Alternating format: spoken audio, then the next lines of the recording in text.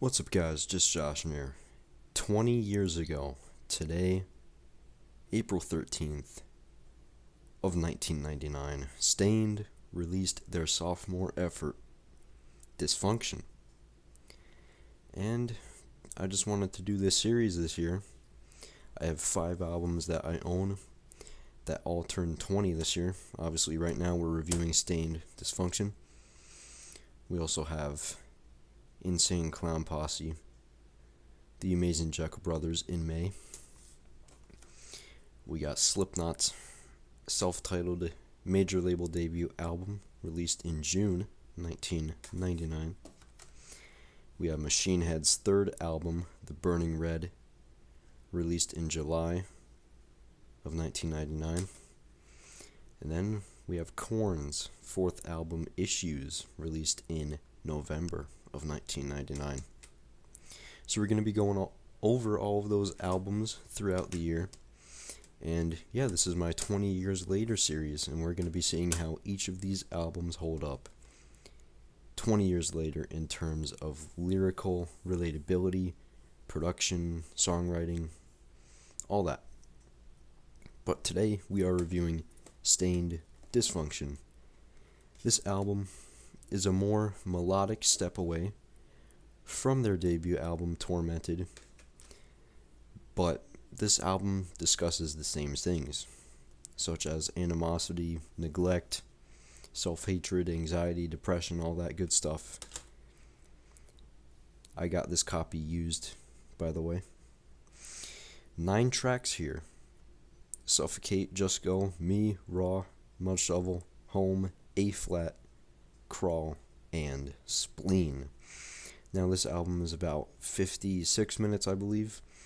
It has a hidden track after Spleen, which is called Excess Baggage, which is just Aaron, singing in his house, I guess, I don't know, taking a drink before he begins the song. But without that, this album clocks in at around 40 minutes. And like I said, it is a more melodic step away from the absolute chaos that is their debut album, Tormented. But there are still lots and lots of heavy tracks on this album, such as Suffocate, Raw a little bit, Crawl, and Spleen.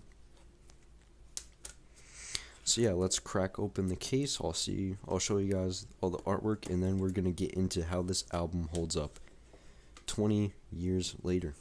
You got this booklet right here. It's not your typical album booklet material. It feels almost like a newspaper, which is very interesting, very different. And there is no lyrics in this book as well, which is a bit disappointing.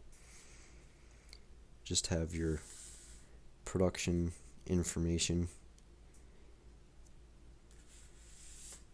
and your thank you notes from each member of the band. Then you have the clown on the cover there. The track listing upside down. Then you have that right there. All the members of the band. You have Mike Mashak with no eyes. Johnny April without a left arm. Aaron Lewis with no mouth. And John Wysocki on peg legs. Very, very eerie, very creepy, but quite cool. And now you got the CD, which is one of the most intricate looking CDs I think I've ever seen. Just look at how beautiful that is with all the color is not on the CD, by the way. That's just a reflection. But yeah, very, very cool. As you can see, all the song titles of the album are just wrapped around the CD. And then you got Stained Dysfunction. And there is the jewel case cover. So yeah, I'm just going to give you guys my thoughts on each song. Suffocate, this is the opener. Very, very good song. Starts out with a very, very heavy riff from Mike Mashak. Very good song.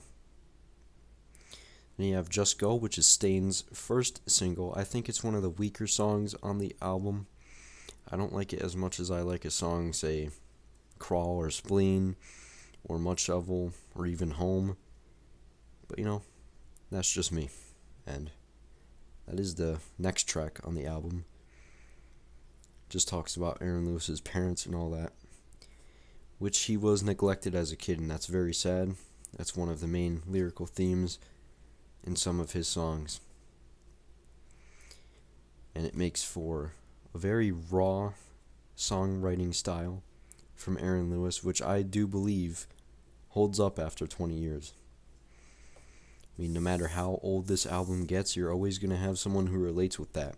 The parental neglection and all of that. There's always going to be someone who relates to that. And in that aspect, this album is timeless in that respect. Then you have Raw, which kind of starts out really heavy. It's got a really heavy ending.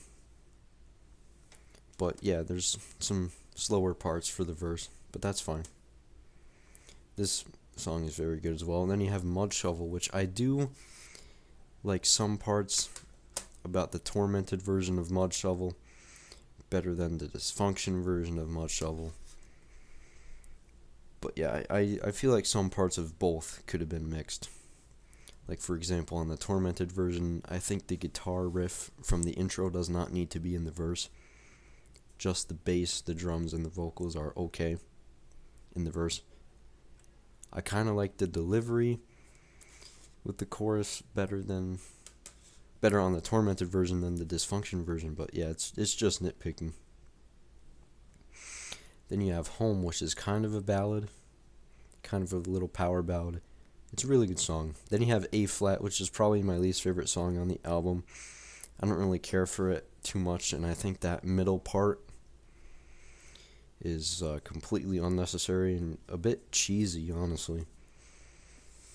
But, I mean, some people like it. It's some people's favorite track on the album. That's fine. We all have our least favorite and favorite tracks. Then you have Crawl, which just starts off with a completely brutal riff in those natural / pinch harmonics by Mike Mashak.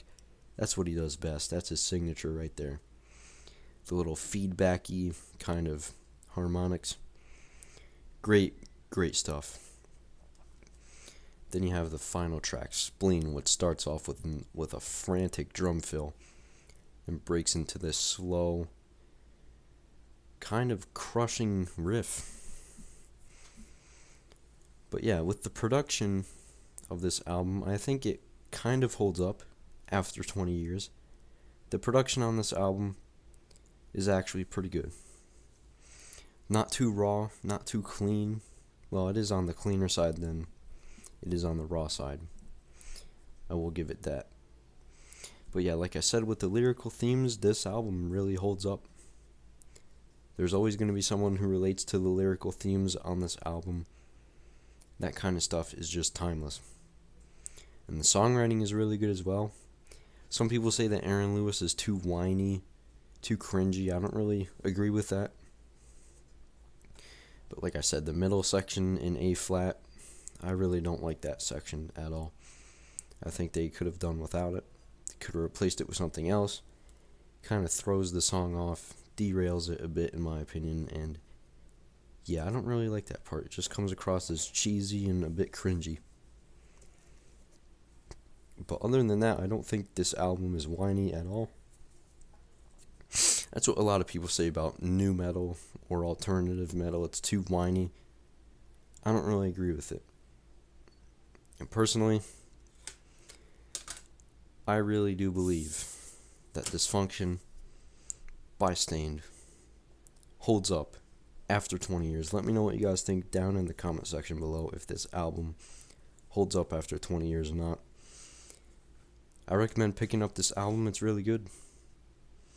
But until then, guys, we will see you in May when we review The Amazing Jekyll Brothers by Insane Clown Posse. 20 years later, guys. Peace out.